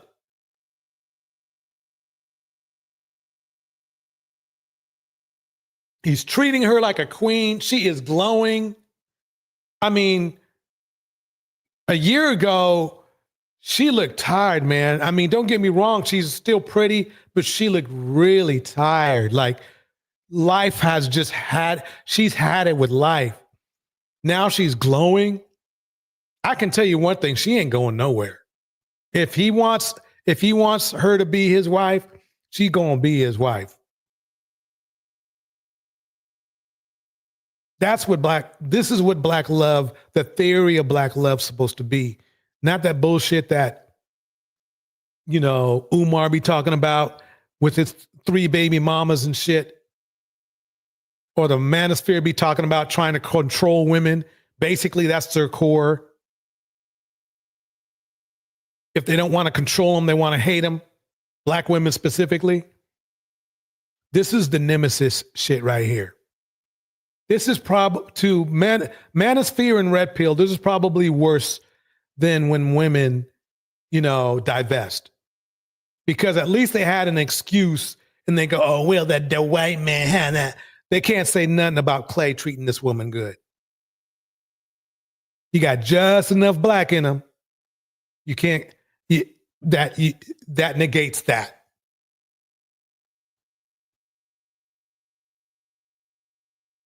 She's about, let's face it, she is about as modern, if to their theory, as a modern woman would be. Maybe, and this is the thing, it never had anything to do with modern bullshit or anything like that. It had to do with, do you know how to treat a woman right?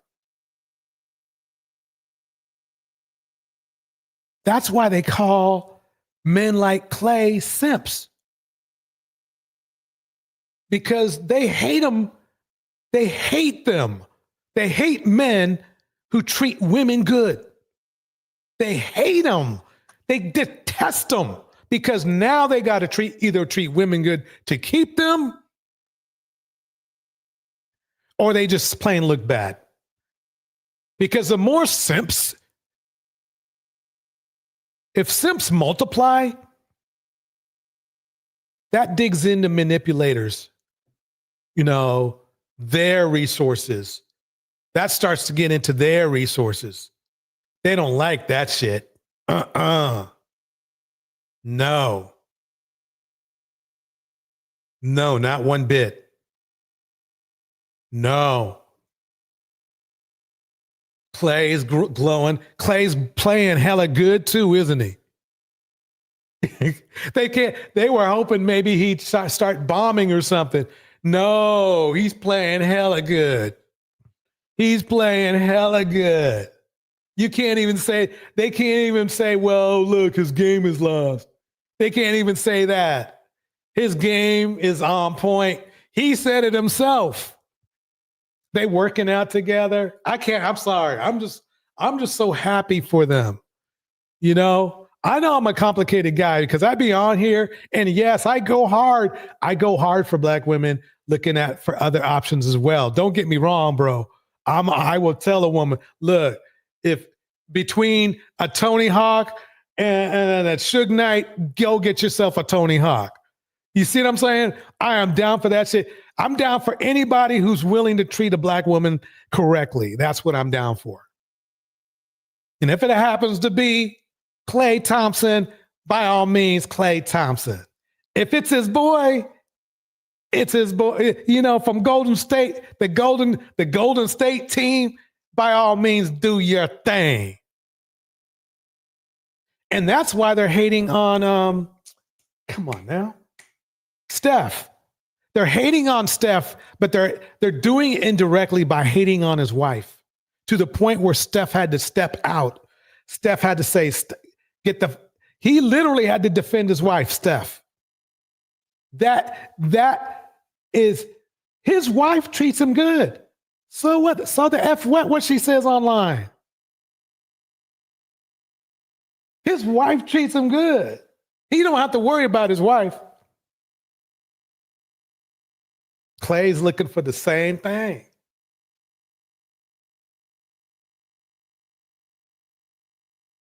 In fact,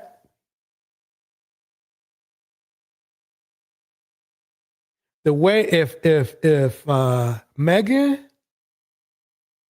continues to treat Clay like this, she might beat out Steph's wife, my man. She might be she might beat out Steph's wife.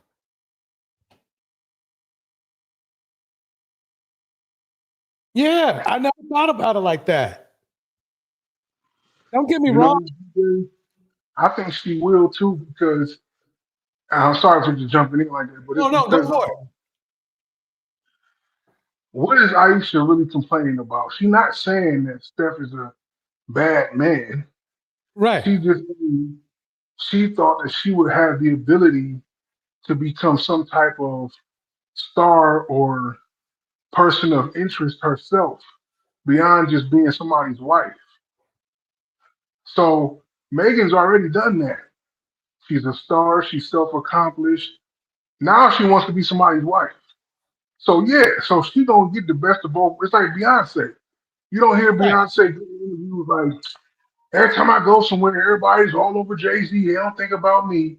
No, people go crazy when they see Jay and Beyonce. As a matter of fact, they go crazier for Beyonce than Jay-Z. Yes, they do. You don't see Jay-Z saying, man, my wife get all the attention. Man, like, no. Same thing with Steph and Clay. With Steph and Clay.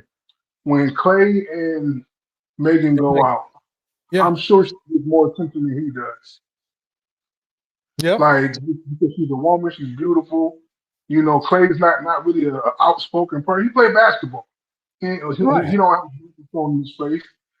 You know, so people might know who he is and know that he makes money, but she's the one. You know what I'm saying? That's what Aisha wish, and I don't know. I got a whole other thing with that, but yeah, that's what Aisha wishes she could have.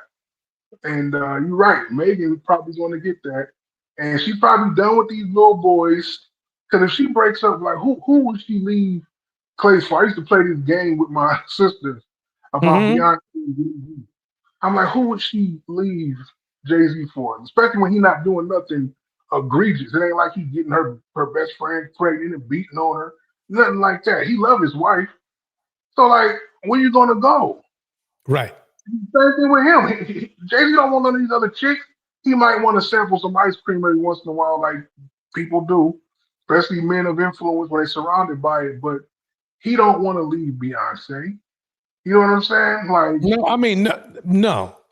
Whether I will not know whether he really loves her or not, but let's put it this way: she's too valuable to him for him to leave her. yeah, but think about this too. You don't be with somebody for almost 30 years, have children with them, and not have love for them. Like, you know what I'm saying? Like, I even look at it from, I know this a little outside of like Bill and Hillary Clinton. The only reason that they really stuck together was because it was a political advantage for them to be a political power couple. Even though Hillary got embarrassed publicly because Bill had to admit that he was sleeping with this girl. And we all know. Yeah, but okay, New York says this. He doesn't beat on her. The bar is in hell. I guess basically what New York is saying is this, and this is a good point. It's sad that we're accepting somebody regularly cheating on somebody, you know, and that's okay. Because it's really not. But like, look, we don't know. I'm gonna tell you, just as a man and being around men, obviously, you know, we've been around men and being around men of power, and this is the history of the world. I always assume, and for the most part, that most men of power and influence have cheated on their wife at some point. I'm not saying some dudes just blatant do it every day. Some guys maybe just one or two times. Some guys never. I just assume that they eventually have. I mean, I think, and I understand your point. The sad thing is, I don't think when remember that Lemonade, video, which I mean the Lemonade album, which exactly. and everything.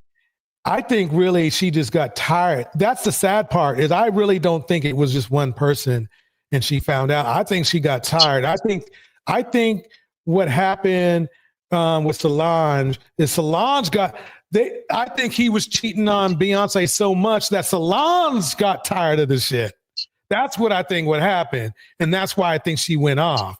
Because I think, see, it's always the sister that fucking knows before the wife, because the wife is as she calls it, crazy in love, right? So she's not catching all these little cues that if you're thinking objectively or looking, or you're not in love with this dude, you're just watching how he moves, and the way he moves and sometimes the way he smells ain't right. You see what I'm saying? Solange picked up on that shit, and and it probably wasn't just one time. They might have had a private talk, and Solange might have been like, "Look, bro, you've been fucking around with these chicks way too much. You got to show beyond, my sister some respect. Stop effing her over. You said you weren't gonna do it no more." And then he probably did it some more, and then Solange went off on dude. That's what happened. See, the problem is, I just know this for a fact from watching how stars or wannabe stars move in the industry. It's not going to be. See, I feel like Jay-Z probably had his game on. He had his game ready for Beyonce. He ain't watching Solange. He's not interested in Solange like that. So he doesn't got his game on for Solange as far as being, let's say, manipulative. She's watching from the outside looking in. She got the best view. And that's what I think happened. That's what I think happened. And that's why Solange went off. Beyonce at first was probably like, "Oh, what the heck?" And then she probably could go, "Oh, nigga, you did, didn't you?" That's what probably happened. Yeah. Anyway, let's get back to that. Let's get back. I was trying to keep it positive right now. Let's get away from them folks. But that's probably what's going on. But anyway, so I see your point, but I think Jay-Z is not a good example of pure loyal black love. I'm hoping this couple here will be pure loyal black love. At least I think Steph and his wife are a much better example than this right here, than Jay-Z. I am fully respectful of what Jay-Z was able to accomplish, but as far as a relationship coach, he would not be my first phone call. If you know what I mean. He just wouldn't be. Great businessman, amazing businessman, though. I will say that much. Yeah, I think a lot of guys fall in that category at that level. But yeah, when it's Steph and Aisha, that's just something. I mean, and the beauty of this whole thing is it's not just about the celebrities. This is at our level, grass level, just regular, normal, average people go through this same type of deal. Right. I've seen people where, they got a good husband, he got a good job, he taking care of the house, the kids and everything. And he has a routine. Men get into routines. They come home, they do this, they do that. It becomes boring and bland to some women. And they just start, there's no fault divorce thing, I think got kind of got out of hand. But it's just, I don't know. I just think that Megan is in a different situation where she's already had her chance to be and it's not like if her and Clay get married tomorrow, she's not gonna stop being a superstar. You know what I'm saying? Right. So she gets to continue with it. Only she gets to have a husband and the dude is gonna treat her good. Mm-hmm. So and a lot of women are jealous of that. But I'm telling you, like you said it earlier, a lot of these men, especially these hood dudes, these street rat type dudes, they threatened by that. Like when they saw Sierra and Russell get together, that was a threat to them because they was like, man, what if all of our hood chicks who become bad famous chicks start to leave us for. I'm gonna tell you the truth, man. I think they fear that more than them leaving them for white men. Like I think they fear they fear these R&B hip hop women getting with the so-called lame black dudes more than they fear them getting with white dudes. Yeah. Yeah. Yeah. I mean, the thing is that because what they're going to find out is that they will have to improve themselves. They can't improve just game because game wears out after a while. They're going to, if they keep it, it'll be the worst thing that ever happened to Red Pill if Megan marries Clay. It'll be the worst thing that ever happened to them. Yeah, because she is the epitome. Yeah, she's the epitome of a modern woman, if you know what I mean. And he's the epitome of a high value man. Yep. So yeah, that'll sink their ship. Shoot, I have to lock my doors and everything. Put up some bars on my doors. Shoot, this is EJ Tours. I ain't gonna be doing no shows because Clay just got married, and I know you're all mad. Y'all mad, ain't you? But let me play this one right.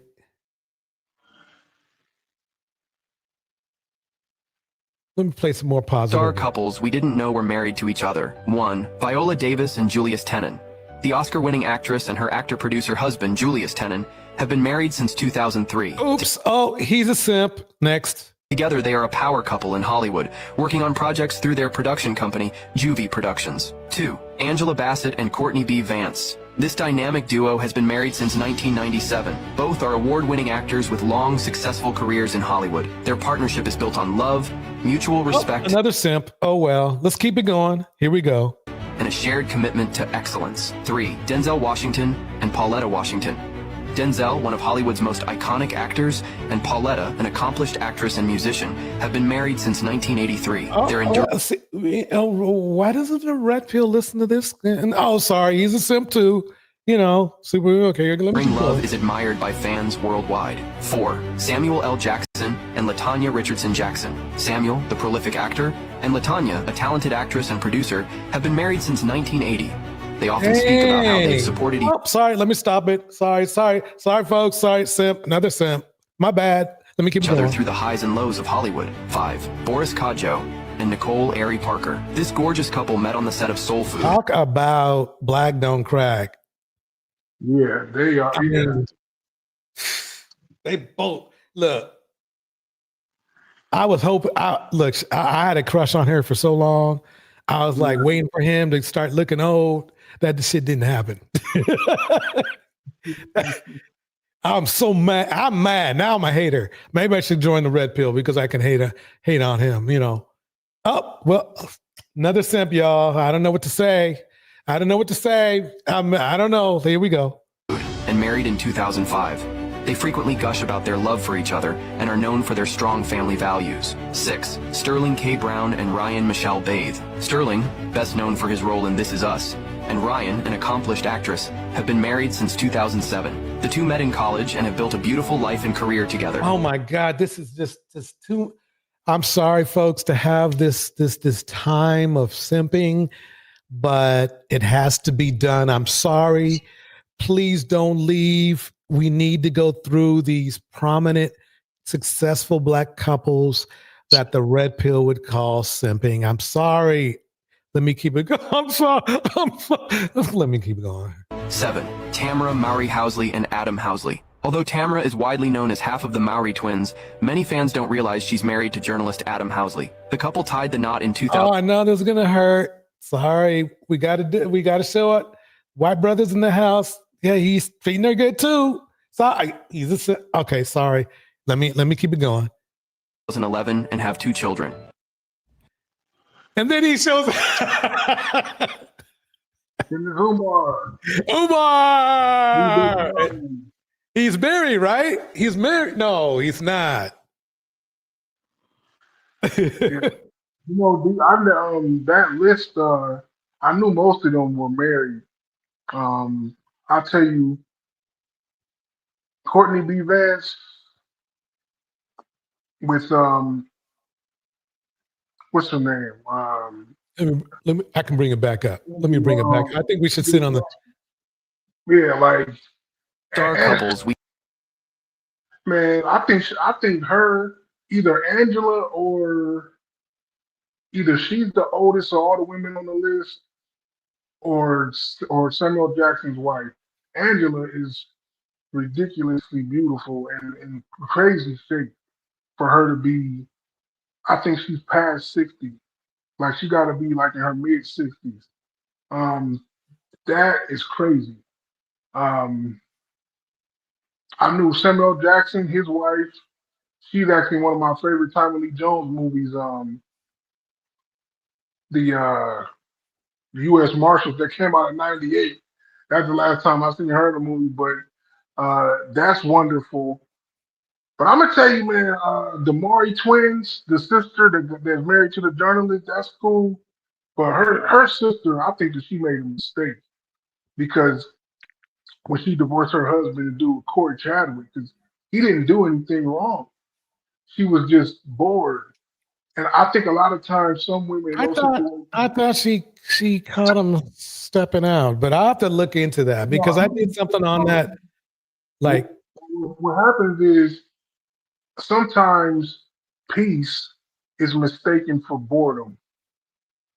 And I right, just leave it at I that. agree with that. Yeah, and like that's something that I think a lot of men and women have an issue with each other where it's like because I mean I got female family members who they just can't stop the drama. You know what I'm saying? It's guys like, but for the most part, it's like you just girl, we don't need no. Chris Rock said it himself. He said he said when you in a good relationship, it's boring. He said it's boring. He said sometimes you need some drama. You know, like yeah, but back to the list though, yeah, that's a great list right there to show people like you know, I'll we tell you got one person who ain't gonna be on this list is Brian McKnight. no. You know, Asian woman too, I believe. And I know a lot of people was pissed about that. A lot of chicks was like upset that he married a Asian woman, but you know, man, just I don't think. Look, women are not tripping off of that. If women are tripping off of anything that has to do with Brian McKnight, is what comes out of his mouth. That's the problem. for the way he treated. Because I think by now, women, quite honestly, women are used to men dating out, so that's not a big deal, and still supporting them. You see, I mean, I can't. There's many artists now. Right now, it's like right now, Boris, man. Why'd you have to take my girl? Hey man. Excuse me, folks. I gotta go. Me and Boris gotta talk. We got some things to talk about. Boris, bruh. That's my woman. Okay. So you've been around her for what, 30 years, 20 years? Look. Okay. It's my look. Never. Let me just shut up. You heard what they said. I used to watch that show Soul Food when it was out. They said they fell in love on set. You know how that goes. You probably saw him the first day, like, oh hell no. Because remember, he was a model. Yeah. He born and raised in Germany, and he was a model when he first started off. And this dude is Billy. He like what 6'5", 220, good looking man. Let me tell you something. As a pure hater of Boris, right? Because I want his woman. He's too damn tall. Okay, he's too damn well built. Okay, and and I cannot compete with him. Let's just put it that way. Okay, I can't. I thought by now his black would have cracked, and it didn't. And now I'm mad. Ladies and gentlemen, DJ Torch is hating tonight on Boris and his lovely marriage and his wife. Yes, I'm jealous. No, I'm just. I'm really actually very happy for them. Extremely happy. I haven't heard of any drama between them or anything like that. if it that let's just put it that way. They're one of them. They're to me, they're the old school Megan and Clay to me, you know.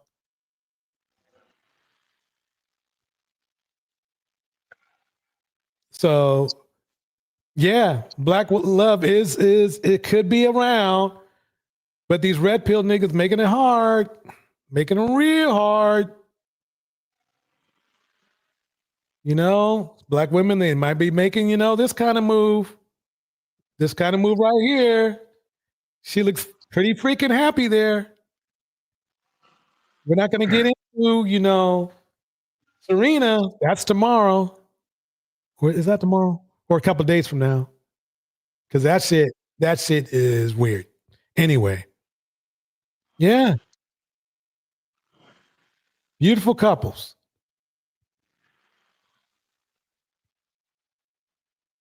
I had a crush on her too.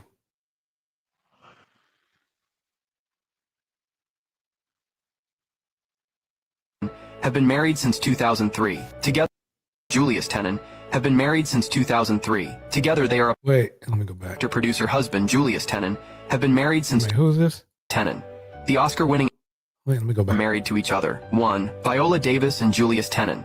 The Oscar-winning actress and her actor-producer husband, Julius Tenen, have been married since 2003. Together, they are... I don't know why. I just think Viola's cute too. Yeah, I used to like Viola.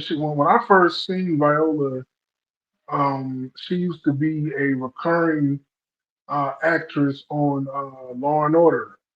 She was on all three of the Law and Orders: SUV, Criminal Intent, and the regular Law and Order. She was a defense attorney, and I remember she was I remember seeing her like, hey, like I thought she, and I was a kid back then. You know what I'm saying? Like, yeah, I always liked Viola Davis, and I didn't realize who she was. She was just a regular, recurring background actor, actress, and she worked her way all the way up to becoming a superstar. You know, I'm getting tired of these famous men just taking my women. I'm just now here we go. Angela Bassett, of course, everybody's, dream girl. She could be strong, but feminine. She can burn BMWs. she can sing. Yeah, she can sing. She can fight. She can have the Jackson kids. Like she done did it all. Yeah. Courtney Vance, who's he?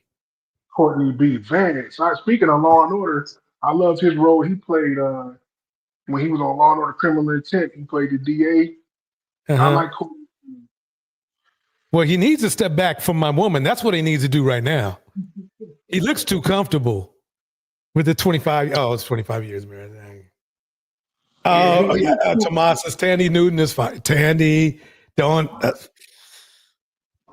She's beautiful too. Yeah, she is. She's English, ain't she? Yep. Yeah.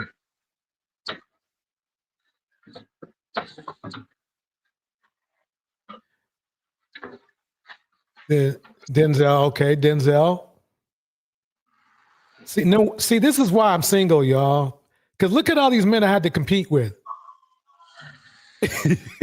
Look at all these famous men. See, I was competing with them, y'all. That's what was going down. And they edged me out here and there. They edged me out.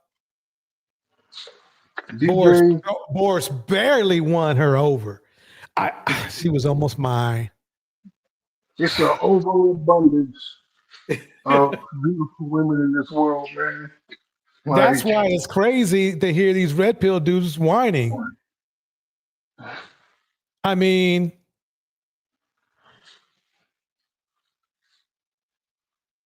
anyway, let me play another clip. I've hated enough.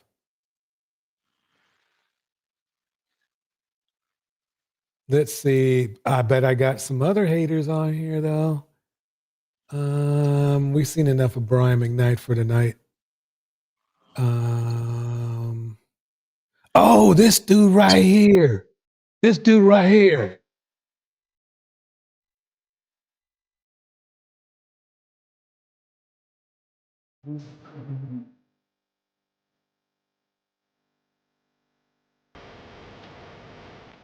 Now we're back. We're rounding it back in here. This is conspicuous consumption.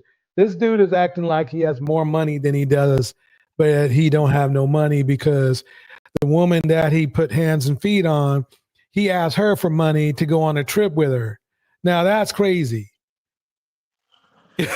Jackie already knows who it is. Yeah, Ronan the Barbarian, acting like what in the hell is this? And he is a model and he's probably getting some work, but he's still broke. You have to be doing really well as a model to be getting money. Yes, Tomas, I got passed over for Denzel. I'm still mad about it. I'm still mad. Ronan the Barbarian. Look at him. Big man, a nigga getting. And see, he's unstable, and we found out why too. This is I'll show you in a minute. I'm gonna build him up. Yeah, wait. Oh shoot. Damn it. Okay. Hold on one second. Here he goes. Ronan the Barbarian, acting like he's got a Ferrari, but he has to ask his girl for money. Because I bet they're still together. I bet she took that whooping and went back to him. Sadly. Ronan the Barbarian. Guess what we found out about him now? Let me show you what we found out about him. Y'all, we have a new development in this Love X Brianna Ronan story that I covered the other day. This video popped up on my For You page of video and photo evidence of her boyfriend Ronan being a part of Jason Lee's harem of men. Now, for those that aren't familiar with Jason, Wow. We need to start advocating for men who want to be with men. I understand the impulse, brothers. I do. But our women are not showing us. I don't care what they say. What are the women showing? Let's get right into it. Let's get right into it. Swallowed up. Have you ever been swallowed up? Have you gone through a time of swallowing where everything was overwhelming and you... We need to start advocating for men who want to be with men. I understand the impulse, brothers. I do. But our women are not showing us. I don't care. And I can't even lose no goddamn weight. I can't lose no weight because they got a deal every week at McDonald's. Every week they got a goddamn deal. I was in there the other day. I said, "Hello, young lady. I would like to have a #1. You mean the Big Mac meal?" I said, "That's correct." She said, "Sir, do you know for an extra $1.25 you can add another Big Mac to your meal?" Okay, so basically, yeah. So this is why he beat up on the woman. He beat up on Brianna because he didn't see the same value other men would see in Brianna. He basically saw her as an easy lick. He likes men. That's probably his primary. Don't get me wrong. Most men that are down low, they obviously go both ways. So, but he prefers men. It's clear. I hope him and Jason are happy. I wonder if Jason gets beat up on. I'm about to say, Jason's certainly happy. Like, those dudes love to flip guys, if you know what I mean. Like, that's like a badge of honor. Like, last year I took 7 straight dudes and turned them down low. One of them completely came out the club. Like, they love that. Yeah, that's like their conquest. Yeah. So I guess that's something. That's y'all. The show's been long on 2 whole hours. 2 whole hours tonight. Any last conversations, words, or things you like to say? We went over a whole lot tonight.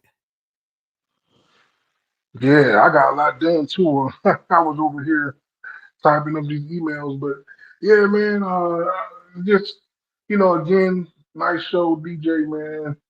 I'm really glad I found these a couple years ago. I think it's been 2 years now for me. I've been coming home. Yeah.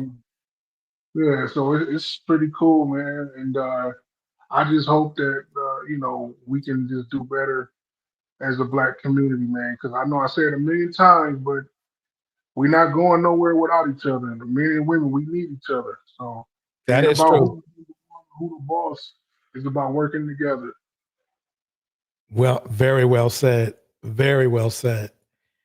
With that, let me go ahead and hit Ghost beat again, because that is this jamming. I think I just did this live just so I can play this beat. Anyway, here we go. Love goes around. DJ Torch. And friends. All right, everybody. Thank you for coming through tonight. It went down, y'all. Shout out to Deontay on stage. Kevin, the lifestyle guy. Jackie Gaines, looking out in the chat. And a mom. Tomas. Bridget. New York to SF. Tanya Sweat.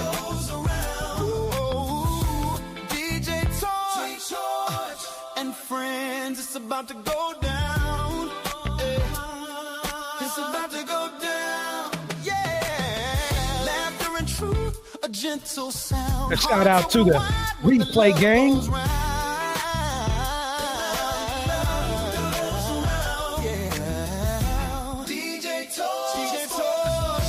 Tomas.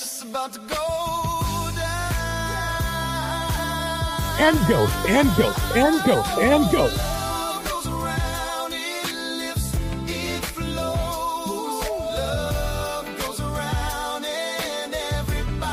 Angela Reddick.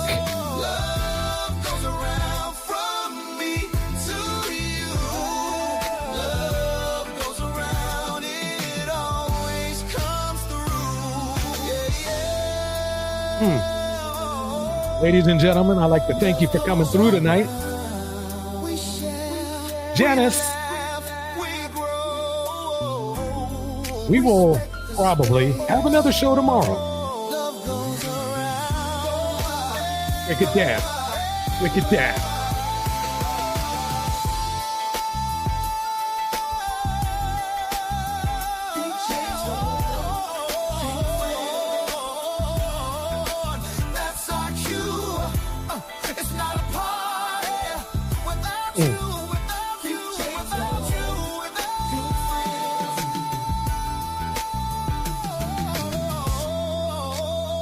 All right, everyone. Thank you so much for coming through. Everybody, see you.